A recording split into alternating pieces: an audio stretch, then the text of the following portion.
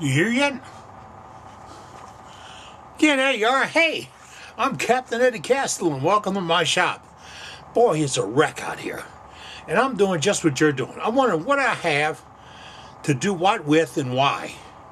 And brought the girls out, let them get a little yard time today. And I came out into the shop and brought the big garbage can.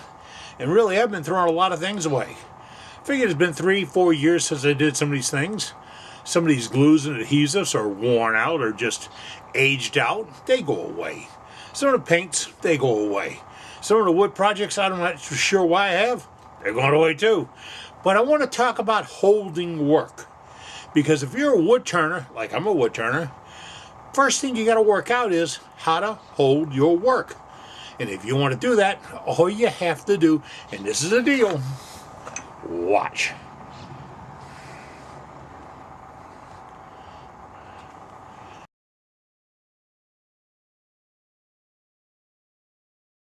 You back with us now? Okay, all right, fine.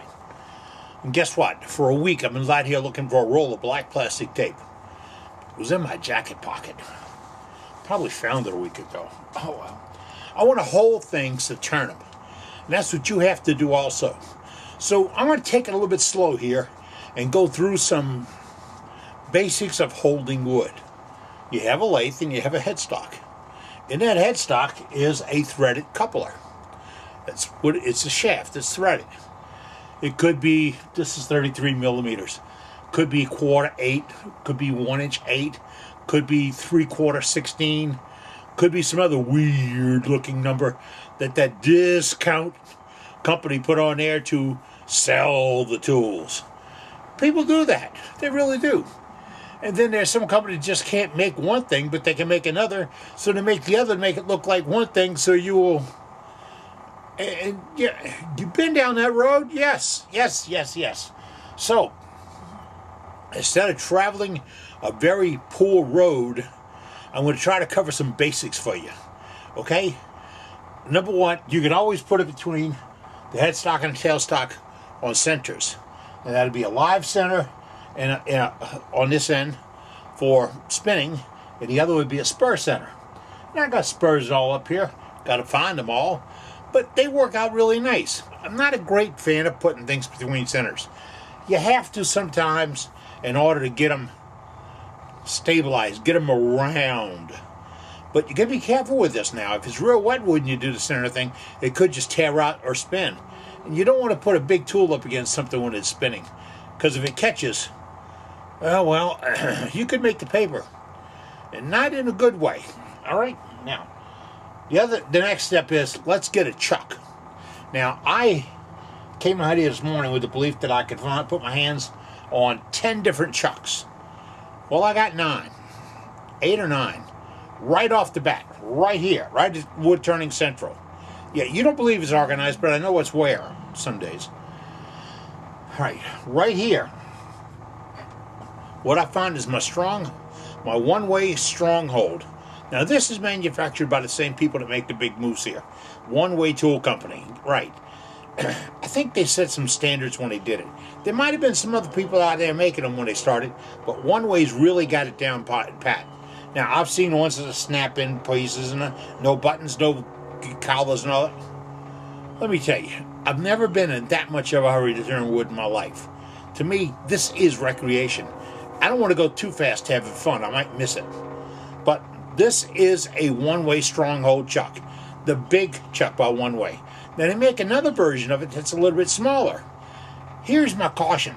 If you can get the big one and the adapter, see the adapter back here? This adapter right there, that threads onto the lathe.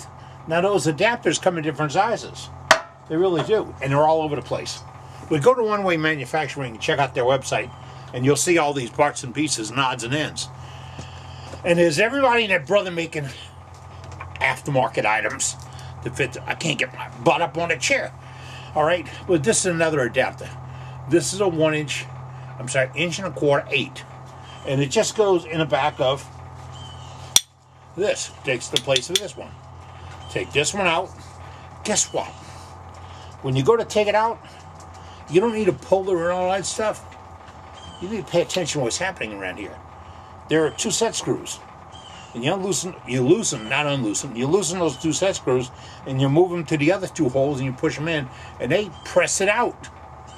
Isn't that something? That's Canadian working, really. Figured out how to do something without a lot of labor on it. I can remember getting out 3 or 4, 5, 6 tools to try to get them off at one time, because I didn't know what those other two holes were. But they were all made that way on this one way. Now, I'm harping on one way, and you're a tired old retiree, and you really don't have enough money to put $300 into one of these gizmos. Well, here's the deal. Once you get one, and did I skip over this? If you can get the big one to fit your lathe, the right insert, get the big one. Why? You're never going to say, I don't think you're ever going to say, God, I wish I had a smaller one. I wish I had a lighter one. I wish I had one that didn't grow this big and clamp this. I wish I had one that didn't have 5 different jaws or 6 different jaws. I wish I had a cheeky thing. If you ever say that, hang your tools up and go inside. This is over with. But when you are standing there looking at it and say, I wish I'd bought that one way, you would have bought the one way. Now there's other ones out there, all right? And everybody and their brother's got a deal. But one way, now, here's the deal. If I went to buy a piano tomorrow, I wouldn't buy Bob's. I'd go for one of the better names. If I want to go buy a car tomorrow, I'm not going to buy Ken's car. I'm going to go get me a well-made, well-manufactured car. If I'm going to go out and buy a new house, wow, I got to stop talking crazy. But this is a stronghold with the profile jaws. Profile jaws, small ones, are smooth. They got little notches on the ends of them. But this is made to slip it into a piece. Now you can tighten up the chuck. That's the beauty of these things. 1 tool, not 3. And I got to talk about that now, okay? I put 1 tool in, and I turn the crank, and all those pawls move at the same rate, going down and coming out. So I don't have to go 3 turns here, 3 turns here, 3 turns here, 3 turns. You been down that road? I've been down that road. It's bumpy. All right. Now you get the size you want, and you drill a hole that size, and you can put a block of wood on it. Open it up, and it sizes it. It holds it. Yeah, that's a really cheap, easy way to start a bowl project. You want to start a bowl project, and we're going to do this in the future, guys. Remember, I'm not brain dead, I'm brain damaged. Some of these things we're going to experience all over together. Really. And it's going to be like going to wood turning 101. The basics of wood turning. But I got the small profile jaws. I don't like the ones with all the serrations on them and all the thing. I never have liked them. I have them around here somewhere. There's a rack full of cutters and pieces and parts. And the beauty is when you take them off, if you take one of those shower curtain hooks, I'm going to say that, there won't be one in sight. You know the old shower curtain thing, don't you? The loop where you spring it open and close? Well, they all fit on one of those. They do. So you can put them all together. Put them on a piece of string. Put them on a piece of wire. Anything. Take your shoelaces out and put them in there. That's more important to keep them together than your shoes staying on. But get them together and keep them in a kit. Now, that was the number 1. The number 2s, now I got to move some stuff here. The number 2s is a little bit different. Whoa. And you know, if you don't fool this stuff for a while, you forget how heavy they are. They're 8 or 9 pounds. And they're really, they are extremely well made. But look at that. That's a number 2 profile jaw. See, that jaw is slick on the outside. There's no grooves, no pads, nothing. And same thing on the inside. And you can make your tenon on your piece, or the groove in your piece, to match that, and you get a great hold when you go to turning. You really do. This is probably the number 1 used chuck in the entire shop. Almost the entire world, but I know the entire shop. But I like it because it's strong, it's heavy, it's durable.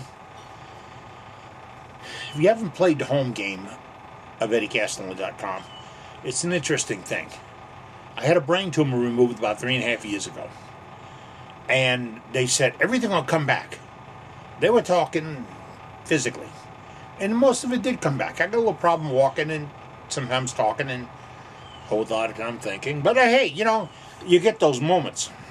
But this stuff sat here for 3 years in the weather, because this is not a conditioned shop. In the weather for 3 years. And I can still check, put the chuck key in it, and spin it around. And I'm not spraying it up with WD stuff. No. Why? Because it's well made and doesn't require a lot of lubricants. And if you put lubricants on it, they're going to be a magnet to trash. And trash will be in those gears. They'll be back in here. They'll be in the ways. They'll be in the slides. And then you got one that doesn't work well. So why clean it?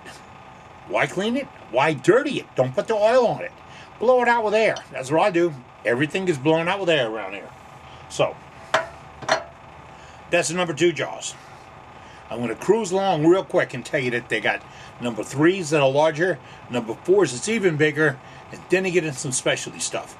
And I want to explain to you more about the special ones, and that's what's coming up in the next video. I'm Captain Eddie Castellan. I'm out in the shop. This is for me, making shavings. What are you doing?